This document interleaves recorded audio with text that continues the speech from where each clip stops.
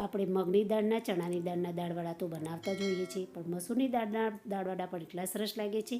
તે બનાવવા માટે અહીંયા મેં એક મોટી વાટકી ભરી મસૂરની દાળ, નાની વાટકી ચણાની દાળ અને એક નાની વાટકી મગની મોગર દાળ ઉમેરી દાળને 2 થી 3 પાણી ધોઈ પાણી ઉમેરી પલાળી દઈશું.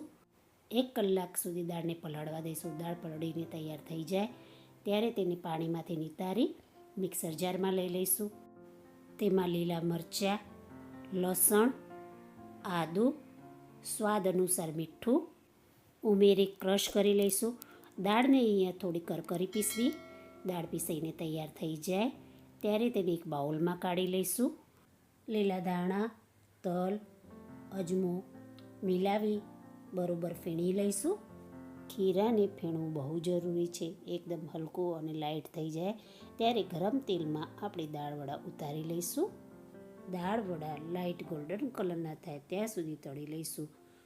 દાળવડા તળાઈ જાય ત્યારે તેને પ્લેટમાં કાઢી લઈશું અને આ રીતે બાકીના દાળવડા પણ તળી લઈશું.